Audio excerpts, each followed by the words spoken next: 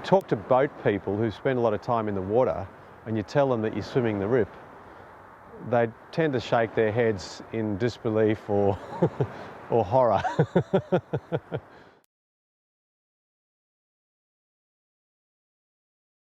It's a tough swim, it's a potentially dangerous swim, and you've got to get the tides right. The Rip is the most dangerous stretch of water in Australia and commonly regarded as one of the most dangerous anywhere in the world. Technically, it is a triangular area of water between the land points of Point Nepean, Shortlands Bluff and Point Lonsdale.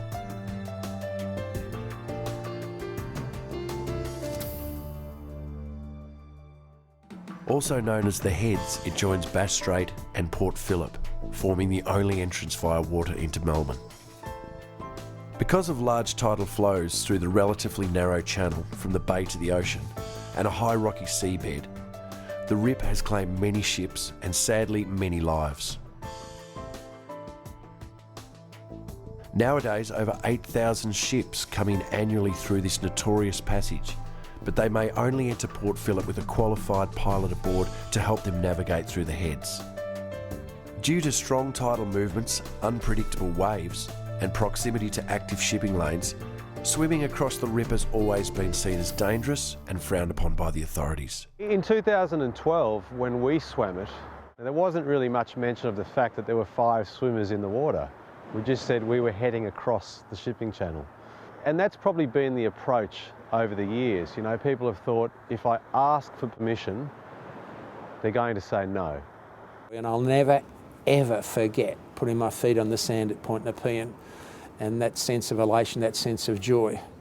And of course the humour when the ranger came down and said to us, you can't stand here, you can't stay here, and being told to leave immediately. The first person to swim the Rip was the late Doug Mew, a Point Lonsdale local. Barry Easthoe was next. History tells us that Ted Baillew's great-grandfather also swam through the Rip after jumping ship in the 1850s. Well, my great-grandfather had left the United Kingdom in the early 1850s as one of a family of 16. Ended up in circumstances on a ship called the Priscilla here in the quarantine station, and may have not behaved himself as perhaps his skipper wanted, and found himself in confined circumstances, shall we say. Managed to escape the confined circumstances and swam to Point Nepean, which was nearby. He was saved from himself and returned to the confined circumstances, in which case he managed to remove himself from those again, and this time swam the other way, swam from Nepean to Lonsdale, and found himself on the beach at Point Lonsdale, established a life as a boatman there, married a young nurse who was on a following ship, and they had 14 children at Lonsdale Queenscliff. So when we created this project, we thought, let's come out into the open, let's give people a chance, let's not sneak around, let's do it safely.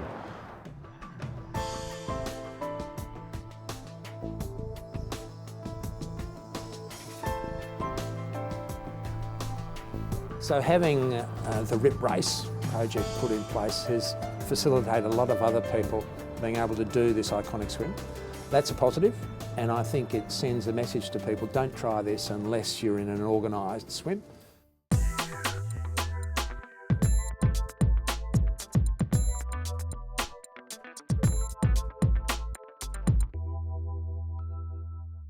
think the project's been fantastic. The Rip Race itself was fantastic, and a lot of people did that apprehensive about this iconic swim, but they did it and they really enjoyed it. We're checking in here and getting caps and transponders, and then we'll brief shortly.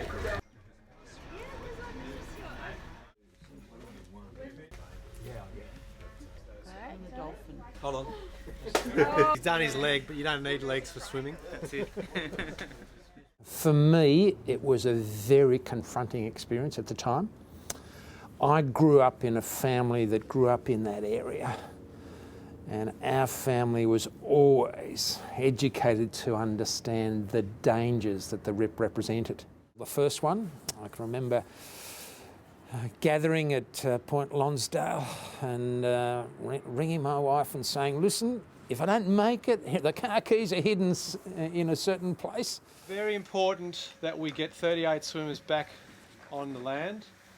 If you happen to be swimming along and you see one of our vessels with a big red flag being waved, okay, it means get on the nearest boat that you can. Do you know this is one of the most dangerous stretches of water in the world? How does that affect you? I'm trying not to think about that fact. I'm just excited for the challenge and just really focusing on surviving. I'm going to be swimming the English Channel mid-August. I'll be the youngest male Australian to swim it and the first Romanian. It does scare me a little bit, but you've just got to think, there might not be that many other opportunities to be able to do something like this. What about the tide and stuff? Are you worried about that? No, I think it's coming in, so we'll either end up in Brighton or end up in Tasmania. Well, looking at it, I'm expecting a pretty nice flat swim. Excellent conditions.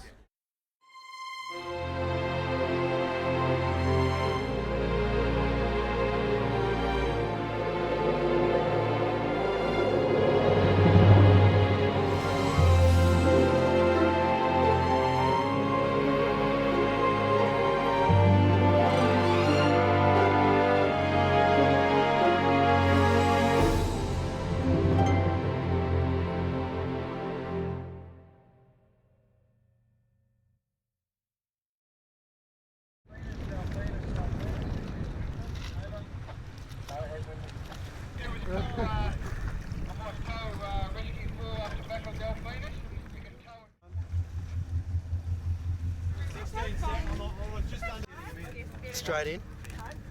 Swimmers, you are clear to go to race start. Good luck. Good luck, everyone. Enjoy yourself.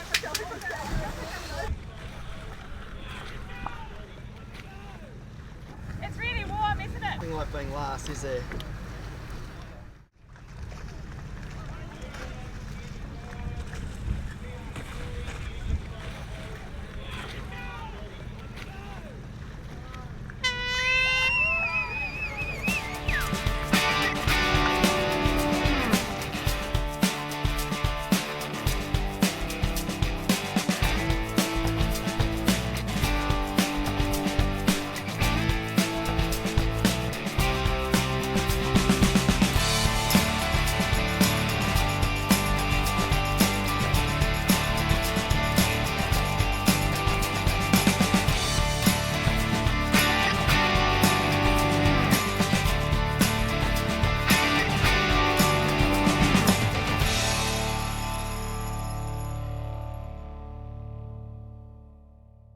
Mate, all clear here. Come my way, come my way.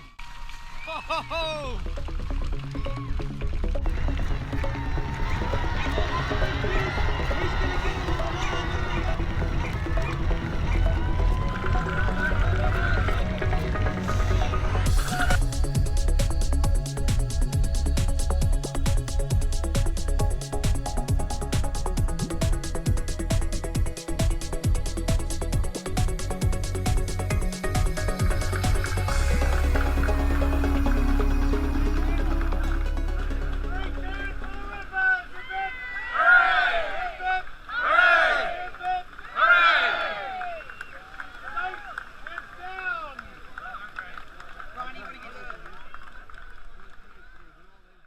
And I think there are more people who swum the channel than have actually swum the rip between Nepean and Lonsdale.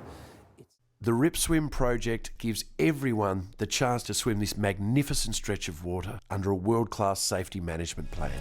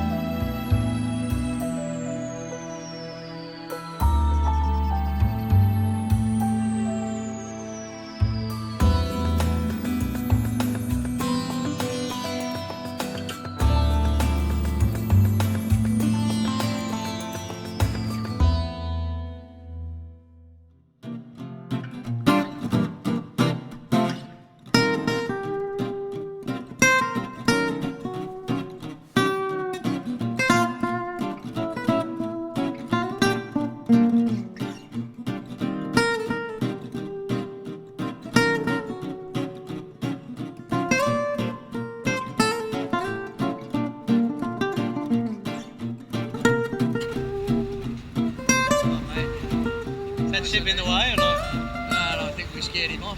Yeah, I think he's gone. How are the swimmers? Are they? Don't know. Where are they? Well, they're out there somewhere. Oh.